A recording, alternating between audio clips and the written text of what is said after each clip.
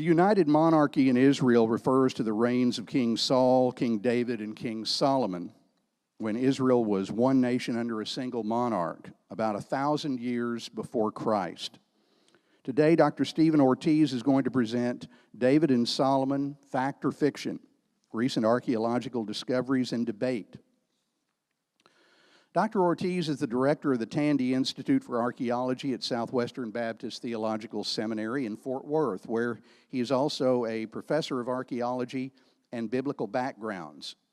He was instrumental in establishing a new academic program in archaeology and biblical studies, where Southwestern currently has over 40 MA and PhD students in archaeology. He's the principal investigator and co-director, along with Sam Wolf, of the Tel Gezer excavation project in Israel, and is one of the directors of the Elan Balik project in Kazakhstan, which is in Central Asia. He received his doctorate from the University of Arizona, an MA in Near Eastern Archaeology from the University of Arizona, an MA in Bible History from Jerusalem University College, and a BA in Anthropology and Sociology from California State University, Los Angeles. He has over 30 years of archaeological experience in Israel on numerous excavations. His research and publications focus on the archaeology of David and Solomon, Iron Age 1 and 2 transition, and the border relations between Judah and Philistia. He served or currently holds leadership positions in several scholarly and academic associations, including the American Schools of Oriental Research and the Southwest region of the Institute for Biblical Research. Dr. Ortiz spent a sabbatical last year in Jerusalem as the Ernest S. Frerichs Annual Professor at the Albright Institute. Ladies and gentlemen, Dr. Ortiz. I was going to give a commercial about Southwestern, but Dr. Ugla already did it for me, so. David and Solomon, the archaeology of David and Solomon, fact or fable, or fact or fiction, depends where I lecture. I keep switching the titles. David is a hot topic. Several recent works have questioned the United Monarchy. Here I just put several on the screen. Naturally, evangelicals have responded with evidence for the historicity of David and Solomon. But David still remains a hot topic today, whether it's in evangelical circles or in biblical archaeology. Trends in biblical studies tends to focus on the negative aspects of David. David and Bathsheba, David, secret demons, Messiah, murderer.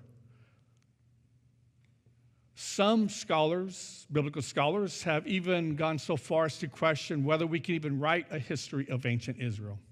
And here's a major conference that was held in Europe with the question, can a history of Israel be written? With the assumption that it cannot be. And hence, you can see this trend going so far that you have a recent publication talking about the mythic past, biblical archaeology in the myth of Israel, coming full circle to the assumption that David does not exist. David is a myth. It's like King Arthur. It's a story that was told by the later Israelite kings about a glorious past. And so this is where I'm going to focus my discussion this morning, whether the accounts of David are historical or mythological. And naturally, I'm going to focus on the archaeological data. Now, within biblical archaeology, this was never that much of an issue. Archaeologists are going and they're discovering sites, cities, evidence of events that we see in the book of Kings, books of Samuel. And so the research tended to support the basic framework that we see in the biblical text, kind of focusing on sociological models and secondary state formation of ancient Israel. And here you can see a conference that was held in Israel, from nomadism to monarchy. The assumption is that there's some authenticity to the accounts, and archaeologists need to start finding them. So in all the basic textbooks, you look at Iron Age 2, they'll talk about the archaeology of David and Solomon. Major multi-volume works on the archaeology of the Southern Levant also talk about David and Solomon as historical figures. Up until the 1990s, publications within archaeology, biblical archaeology, have also focused on trying to define the nature of the United Monarchy. This all changed within the past 10 years. There are several scholars, but one of the most prominent ones is Israel Finkelstein. He's taken a neocritical view of David and Solomon. Now, he doesn't deny the historicity of David. He says, well, David was an actual person. The biblical account has this memory of him. What he's proposing is that David wasn't really a big king as the Bible recounts. The kingdom of Israel actually started sometime in the 9th century, and in the 10th century, you just had a Bedouin chief, and that's who David was. And so he's come out with his view, the Bible unearthed, archaeology's new vision of ancient Israel, and the origin of its sacred text. And so it's kind of making his proposal or a statement that David's just a Bedouin chief. The question we have this morning is a crisis of methodology. Is the archaeological record so fragile that there are major shifts in chronology and Finkelstein can come up with a brand new vision going against all the textbooks? Did we miss the state by 100 years? Finkelstein's proposal doesn't start till the 9th century, the divided monarchy, and that's when we should be looking for it. And David was this an actual person, but just a Bedouin chief? Are we putting the archaeological record in the image of the text? Or more succinctly, is Finkelstein right and everybody else wrong? Now, stepping back, we have to ask, why do some scholars question the historicity of David and Solomon? Well, there's some reason for that. We don't find any state documents. If David and Solomon were great kings, shouldn't we find all this paperwork of their kingdom? And by paperwork, here you can see Hebrew bullae from the time of the 7th century found at the city of David, evidence that they had papyrus, and when it got destroyed, we just have the little bullae, the stamp, the wax, but in this case clay, with the king's signet ring on it. We have it for later kingdoms in the 8th and 7th century. We don't have it for the 10th century. Well, if David and Solomon were a great king, shouldn't we find royal seals? Our last presidential campaign, we have hats, we have images, we have things associated with the great king. We don't have anything for David and Solomon, but we do have for other Judean kings. And so you can see why scholarship is questioning whether the biblical text is authentic, because we only have the evidence archaeologically for later periods. Another argument that scholars have put forward is, if they were a great king, shouldn't they be mentioned in other texts? Here's the Merneptah Stela. We have many campaigns of the Egyptians in the 2nd millennium, the Assyrians in the 1st millennium, and they're mentioning all the kings and kingdoms that they conquered. If David was so mighty, shouldn't we find him in another text? We have accounts of all the battles he had. How come we don't have any evidence that he did fight? And so at this point, you can see how the argumentation has led scholars up to questioning whether there's going to be any archaeological evidence for David or Solomon. Now that has changed in the past 20 years, because all of a sudden up north at Tel Dan, we found an inscription. And in this inscription, it mentions the house of David. The father of my household invaded Israel before he slept with his ancestors. Then the king of Israel invaded the land of my father, and Hadad, my divine patron, made me king. With Hadad riding before me, I marched out of my land and destroyed 70 rulers with their corps of chariots and horsemen. I put Jehoram, son of, and it's broken here, but we know from the biblical text, he's the son of Ahab, and ruler of Israel, and probably Ahaziah, son of Jehoram, and ruler of the house of David, Beit David. And so now all of a sudden it's like, well, we have now for the first time evidence that somebody's talking about the house of David. the kingdom of David. There's some issues with this. This account was an Aramean victory stela placed at Tel Dan. So to cut to shorten the story, the Arameans came, conquered the kingdom of Israel, and then put their plaque up saying how great we are. In that context, they mention the house of David. Now, David doesn't exist now. It's the 9th century.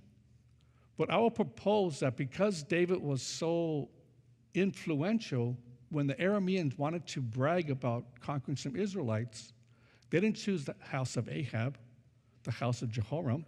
They said the house of David. They wanted a great king to brag about, so they put the house of David in.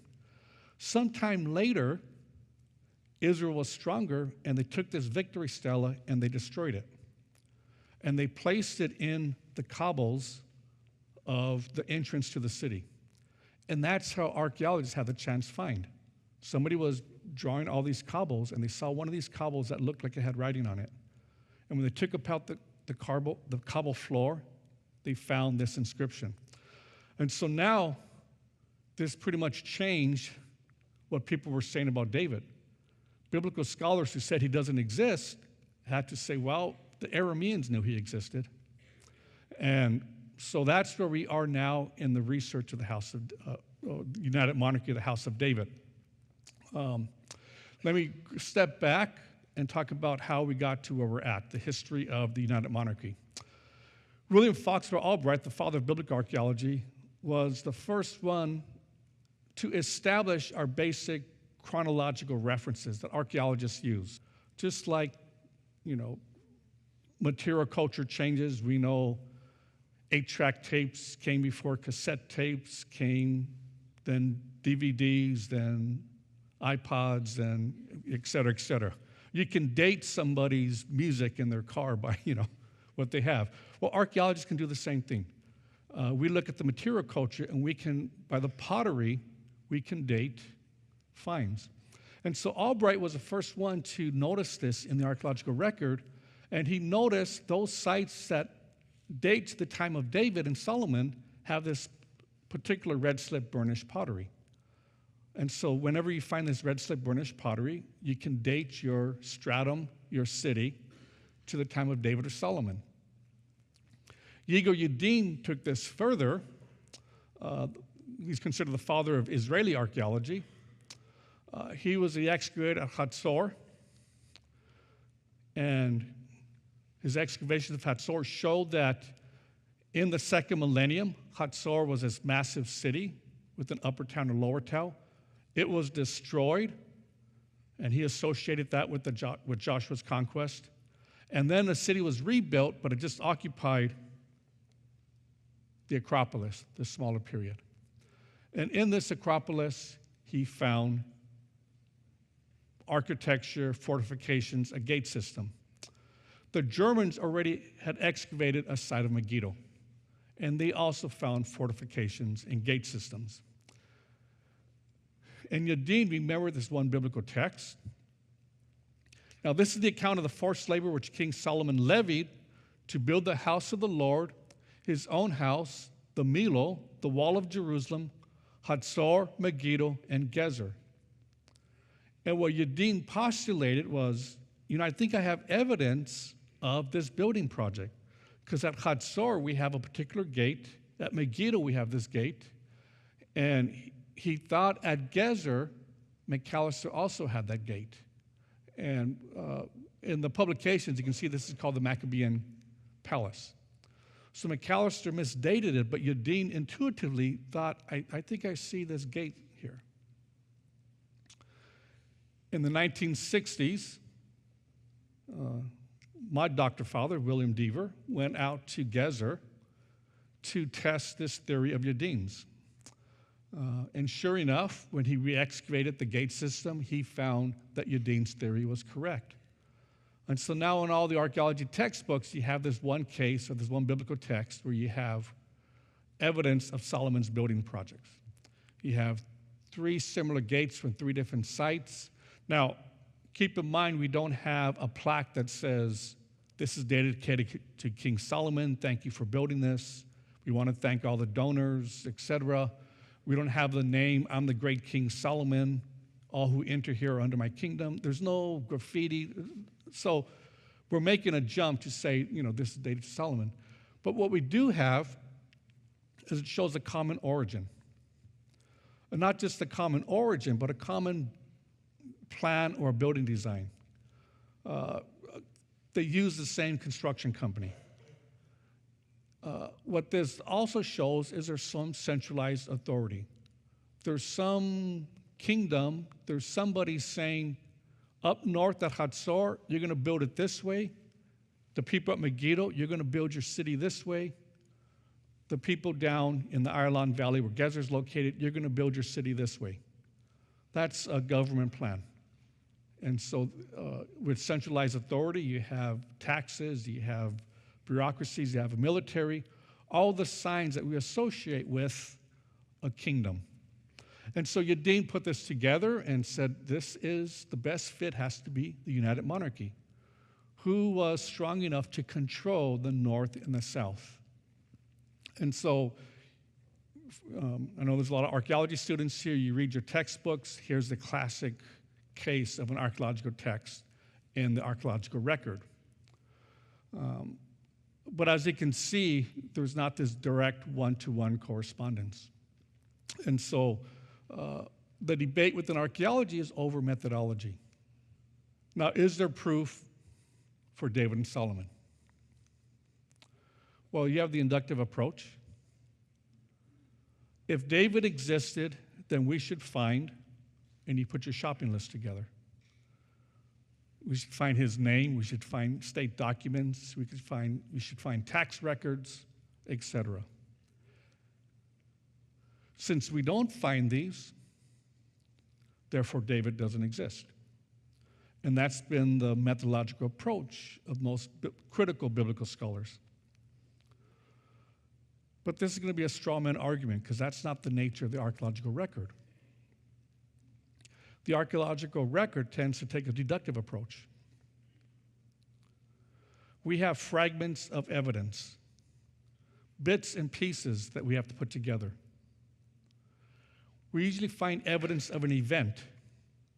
Somebody built a city, somebody added on to their house, somebody built a fortification, somebody attacked this city, we find the destruction. And those pieces of the events we have to put together and reassemble like a puzzle. And this is where the question or the arguments come. How are you reconstructing these fragments of events? This is more like a crime scene. You rarely have, evidence of a murder. I mean, the murder during it. But you have a dead body with a bullet in its head. You have blood scattered everywhere. You have evidence of the crime. And it's up to the investigators to put that crime together and get the pieces of evidence and come and reconstruct what happened. Well, that's basically what we're doing here with the archaeology of David and Solomon. Now, the archaeological data, only a small percentage of a site is excavated. Here you see this project I started in the south. We work on a grid system, and we decide which squares we're going to open up. And naturally, we could miss the building. Something can be here, something can be down here. But it's only a small percentage. You add this to the whole city, most ancient cities that archaeologists excavate, we only excavate about 8 to 10% of a site. And that's a major project. I worked at a Philistine site with over 100 students and staff every summer for 9 weeks, for 13 seasons, and we only have 8% of the city exposed.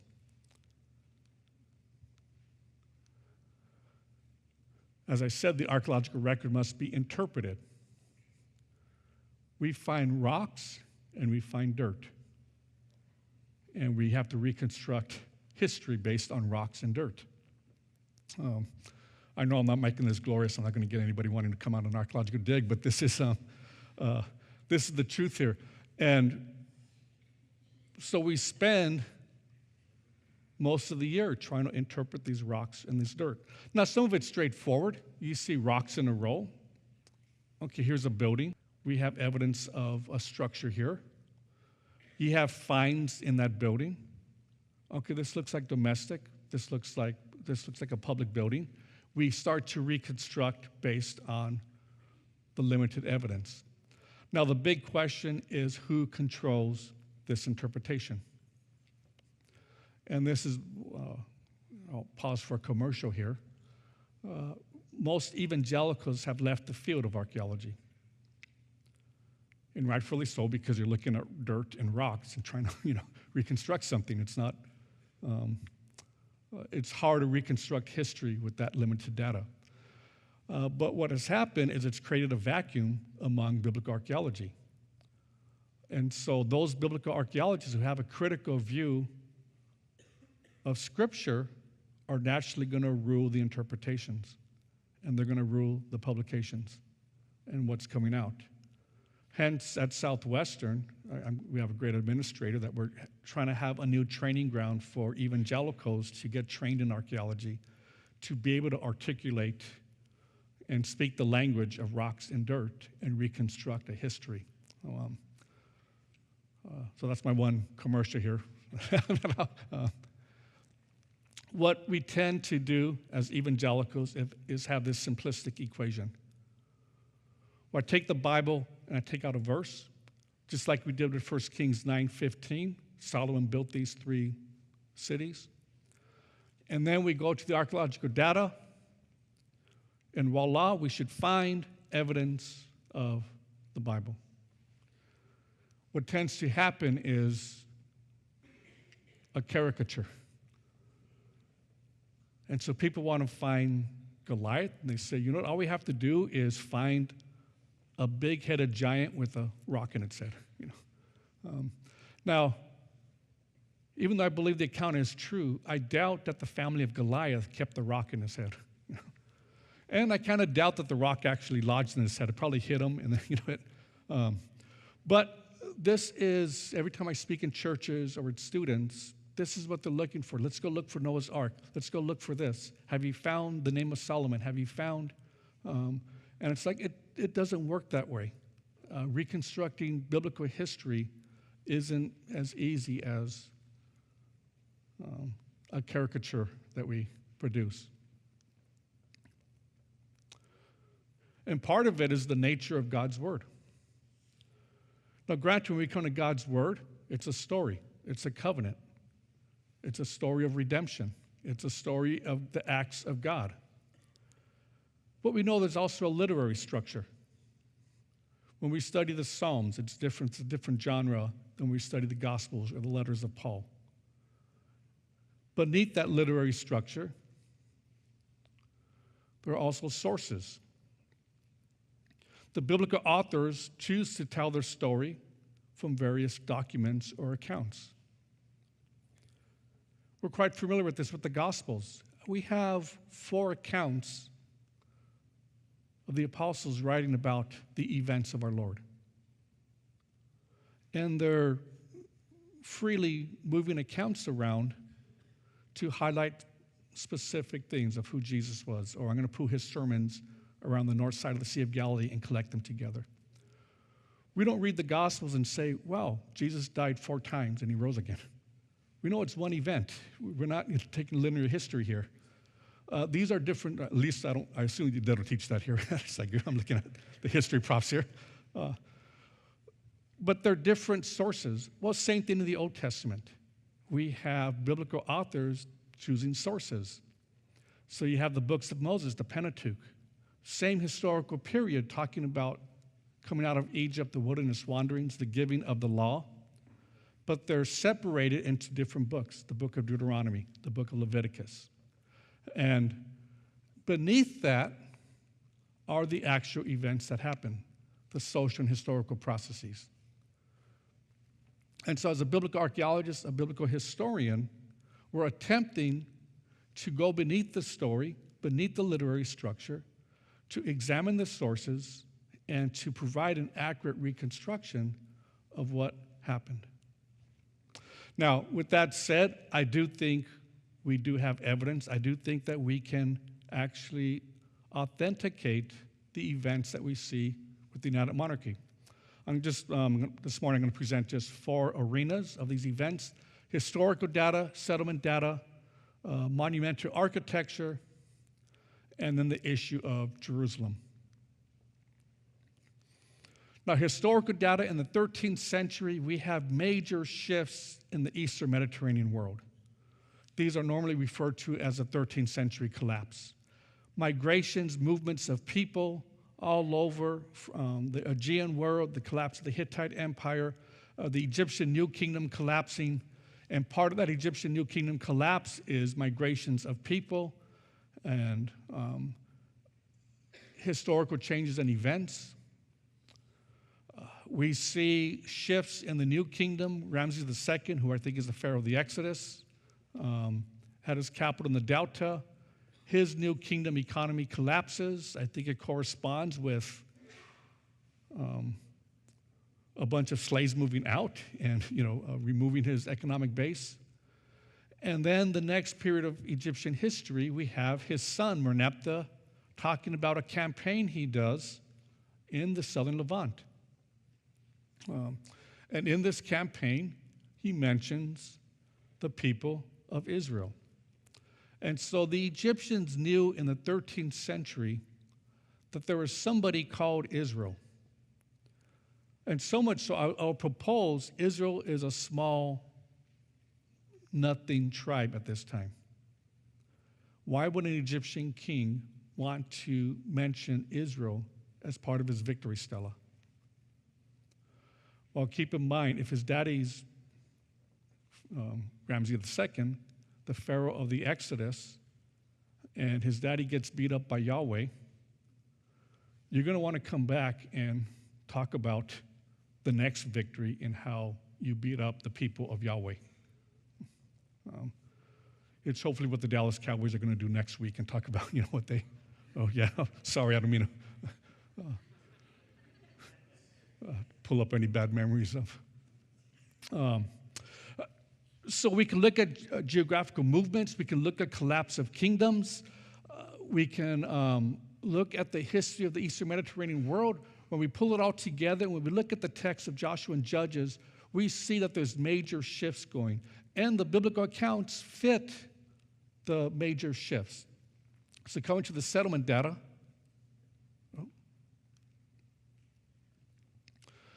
in terms of the Iron One research, we have done a lot of studies, a lot of surveys, and so much so that we can almost document the demographic growth during the period of Joshua and Judges. And we can map out all these new settlements and these sites. And what we find is that there's this stark demographic shift at the end of the 13th century. An explosion of sites come up. People are now populating marginal areas where they weren't populating before. We can map this out, whether the number of sites or the built-up area of the site. And we can look at the different periods. In the Middle Bronze period, the histogram, and this is the period of the patriarchs. The Late Bronze Age, everybody leaves the southern Levant. We only have 29 sites. A little bit more. This is an older chart there. We found some more Late Bronze Age sites. But in this period, this is where I think the Egyptian sojourn was. Israel was in Egypt at this time. And then all of a sudden, in the Iron Age 1 period, we have an explosion of settlements. We go from 29 to about 250 sites. And now this graph is like 10 years old. We have over 300 sites. And granted, we probably have like 35 LB sites. But it's still the same picture, the same relationship between smaller sites, a smaller number of sites, and a large number of sites. And then after the settlement in the Iron Age 2, boom, it just takes off, and we have centralized authority. And so just the basic settlement patterns we see in the archaeological record fit the broad biblical picture. Even the nature of the sites. All the Iron Age 1 sites, they tend to be smaller cities or ring cities, smaller towns made of mud brick. This doesn't exist anymore, but it was a refugee camp just next to Jericho.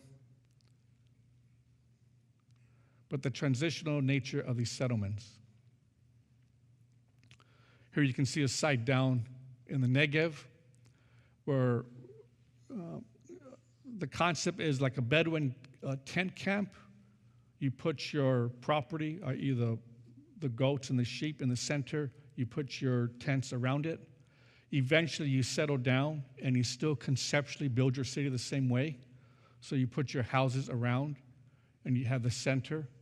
And this evolves into the town center of most major cities. And we have a lot of these plans. And so as archaeologists, we can go out and look at 1200 to 1000 BC pictures of settlement plans. Iron Age 2, we have plans of major cities. These look like small tribal areas, patriarchal centers, different family units. And over here you have a city. Somebody's coming saying, nope, we have a drainage system. We have to build a palace. Here's where you have to build your house. Notice this one unique one in the Iron Age 1. It doesn't fit the picture. It's well planned. It looks like somebody has, we have perpendicular streets, access roads. This is not an Israelite. This is a Philistine city. And so the biblical authors know that the Philistines were, I don't want to say more civilized, but they came with well-planned cities. They were already with a government structure. We have the 5 Philistine cities. They were organized where the Israelites were still tribal territories, and so they still built like tribes. And it wasn't until the Iron Age 2 period where you have somebody saying, nope, we're going to build our cities this way. That's evidence of centralized authority. Somebody coming saying, nope, you can't build here, you have to build here. Pulling all together the geographical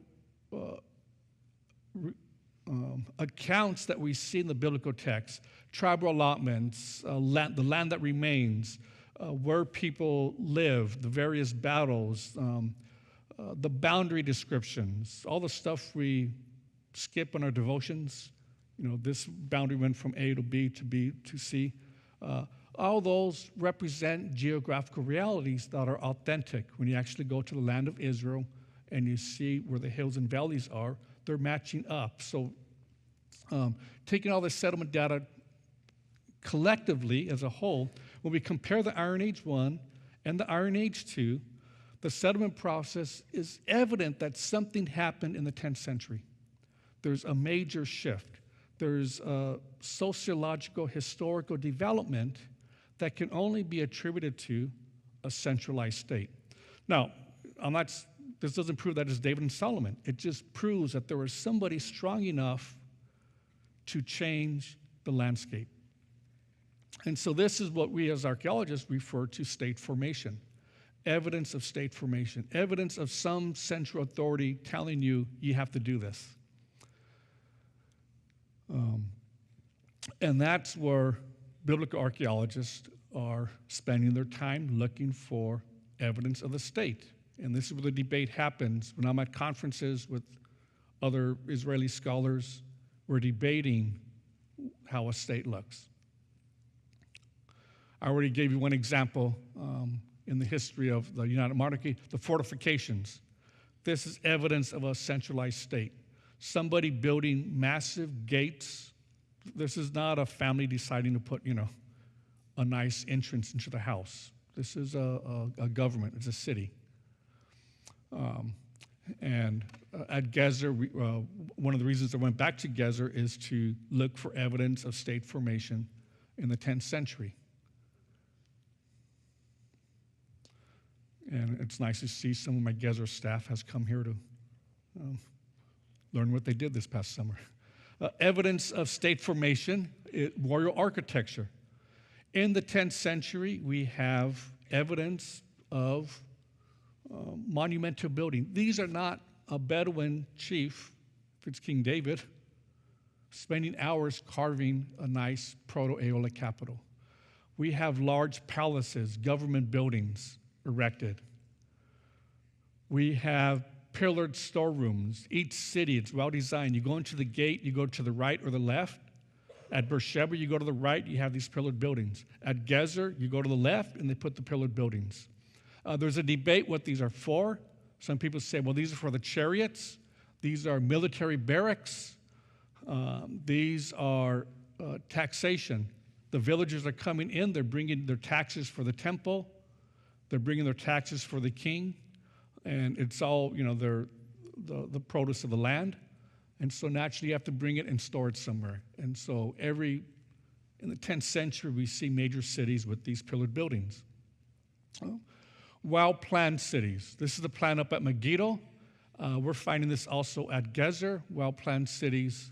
I think one of my staff members tomorrow, Cameron Coyle, is going to talk about Solomonic Gezer and the palace, and more specifically showing at Gezer how we also have well-planned cities and evidence. This is one at Beersheba. It's one of the few cities. I mentioned most sites, we only excavate 10%. Here you can see Megiddo. Just parts of the city are excavated based on the excavation areas. Beersheba is one of those sites that we pretty much excavated the whole site. And you can see we have a well-planned city. This is in the desert, teardrop shaped. They have it designed so when it rains, all the water flows down to this one centralized water catchment area. And here's the entrance to the gates, streets, etc. And so archaeologists have known this, that there's centralized authority. Finkelstein knows this also. What Finkelstein does is he has to say, okay, everything that we've been calling David and Solomon, everything that's evidence of state formation is misdated. So instead of dating at the 10th century, we move it up to the 9th century. And that's been the debate within archaeological circles. It's called the low chronology. I won't get into specifics, but that's what is going on in biblical archaeology. And the debate's going on until this one recent excavation at Khirbet Qeiyafa. And at Khirbet Qeiyafa, a colleague and a friend of mine, Yossi Garfinkel, took over the new chair of biblical archaeology at Hebrew University. And so when you're the chair of biblical archaeology, you have to kind of go get a biblical site and find a nice biblical site. Yossi went and found this one site, Khirbet Qeiyafa.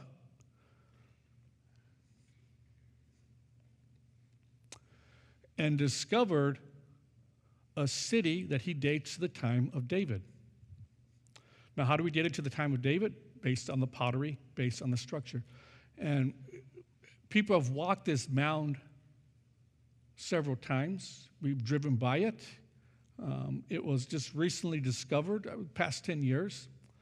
And it sits, here you can see, if this is the capital of David and Solomon, here are the Philistines, cities of the Philistines. And then you have this one new site here that looks like the site of the monarchy. It has the fortifications. It has the gate system. It looks well planned.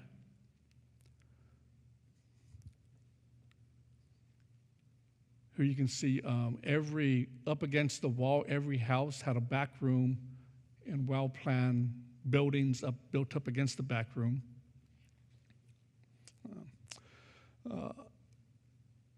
It reflects a border site. Remember the account of David and Goliath? It happened here in the valley of Elah, where the troops were, you had on one side the Philistine troops, the other side the Israelite troops. That was a point of friction. That's where the two armies met. The Philistines were trying to expand up into the hills, and the Israelites were trying to push them back. I don't think it's a coincidence that when David is strong, and he builds a border city or fortress. He builds this city right here where the battle took place in the valley. And then eventually in the Israelite period, the 9th century, we moved down to Azekah. We, Israelites, moved down to Azekah. And so this has revolutionized our thinking of David and Solomon. Now, this city is not mentioned in the biblical text. It doesn't mention that David expanded. We know he was at Ziklag. We know some cities he fought. But it adds extra evidence to show that, look, somebody up in Jerusalem was building a border city. They were protecting their kingdom. And it changed all the demographics in the studies. And I'll just show you these pottery plates in case there's Israel Finkelstein's in the audience. I can show him the 10th century pottery that you'll see dates of the time period. So every time we have a new archaeological discovery, we find evidence for David and Solomon. Quickly going through Jerusalem. Jerusalem's, I don't say a problem, but it's a difficult city. One, it's a living city. People are living there. You just can't go to somebody and say, we're going to bulldoze their house because we want to prove David existed. It's a sacred city. We're looking for Solomon's temple. We're going to blow up Al-Aqsa Mosque. It's not a good research plan to do this. But there's been a lot of research in Jerusalem. City of David, recent excavations have gone there. Most people visit Israel. They go through Hezekiah's tunnel. They see the finds of the city of David. But one of the questions is, if David was a king, we should find his palace here. Solomon mentions he built his palace. Where is this palace? And the archaeological excavations in the city of David have found later structures, and Eilat Mazar has claimed that she's found the palace of King David. And here you can see the difficulty. You have somebody's house right here, and they're able to just dig a little small piece of the corner. But what they found here is remnants of a large palace structure. And I show this pottery because it's 10th century pottery. And with these little pieces of excavations in Jerusalem, we're able to come to a reconstruction to show that there's some evidence of a large palace here. And this is an artist's reconstruction. But going back, it's just this one building, but we're not going to destroy this person's house to find the evidence of the larger building. And this is where the straw man argument comes from. Critical scholars will say there's no evidence for Jerusalem. And it's like, yes, but every time we do find something, we find evidence of monumental architecture. It's just, it comes in bits and pieces, and we have to put it together. Other places in Jerusalem, the Southern Wall excavations, you can see where the road system is. We find evidence of a large water gate system. Well, we can't destroy the road because people are using it to find evidence, but when we do find pieces, excavations, here's a reconstruction. We have evidence of a large fortification, and here's a reconstruction of some water gate system. Jerusalem's unique in that you have plumbing problems, they dig a new pipeline, and they find something. And this is how most things are discovered in Jerusalem. Now, Solomon's temple is another issue. It takes up a majority of the text of Kings. This is a major structure. There's no archaeological evidence for Solomon's temple. And I don't think we're going to find any because it was destroyed. But what we can do is do a comparative analysis. And archaeologists have excavated several temples in the ancient Near East. We have the biblical account. From the biblical text, we can kind of put a model of how the temple looks. And many museums have these models placed. And we have temples from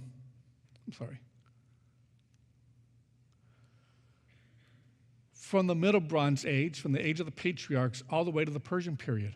And we can map them out.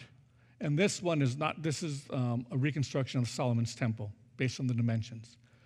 And sometime between the second and first millennium, temples change and they become tripartite. Before you just had a central place and an entrance. Now you have 3 entrances. In the biblical text, this is the Holy of Holies, the 3rd one. This is where God dwells. And these only occur during this transitional period. And so we know how a 10th century temple should look based on the descriptions. Now, granted, most of them come from Syria. Tal Tayanit, we have these temples, and when we reconstruct them, they're contemporary with Solomon's. It seems like this is how you build a temple. Now, I'm not saying they're worshiping the same God, but the Syrians, the Arameans, the Israelites, conceptually, when they say we're going to build a holy place, this is how a holy place should look. They're using the same cultural convention. Just like us in our church architecture, it's influenced by regions. Churches in the U.S. look different than churches in Europe. Older churches look different than newer churches. And we have fights over the color of carpeting in all of our churches. And you can see these transitions. Well, in the ancient world, the same thing. And I don't think it's a coincidence that all the temples we find, if the biblical author was making up a temple, he didn't make it up in the Persian period. He didn't make it up in the Iron II period. He described a temple in the 10th century. So the memory of how you build a temple is reflective there. Just to pull this all together, the bits and pieces, the extra biblical evidence of David and Solomon, the Talmud inscription, pretty much end the argument of if David was an actual historical figure. Now the only thing we're dealing with is Finkelstein's theory of David not being a big king, but just being a shepherd chief in charge of a chiefdom. And I will propose to you that when we look at the settlement patterns, monumental architecture, even the archaeology of Jerusalem, there's evidence for a major shift from tribes to a centralized authority. Now, I can't, 100% say that has to be David or Solomon, but something shifted, and somebody had a strong hand to make that shift. And when I come to the biblical text, I think the United Monarchy is the best case to associate that. Who did this major shift? Well, I think it's David or Solomon. Now, does it matter? Am I wasting my time in studying the archaeology of David and Solomon? Christianity has a historic faith. We're based on God acting in history, God hearing the cries of his people, God moving and being sovereign and moving through the acts of history. But more importantly, the events of David and Solomon theologically set the foundation for who's the king in your life. And I want to leave this with you. Who is the king in your life? Moreover, I tell you that the Lord will build a house for you when your days are fulfilled, that you must go to be with your fathers, that I will set up one of your descendants after you, who will be of your sons, and I will establish his kingdom. He shall build for me a house, and I will establish his throne forever. I will be his father, and he shall be my son, and I will not take my loving kindness away from him, as I took it from him who was before you. But I will settle him in my house and in my kingdom forever, and his throne shall be established. And so when we talk about the son of David already in the Second Temple period, it's referring to the motif for Jesus being the king. And so I'll leave you with that. Thank you.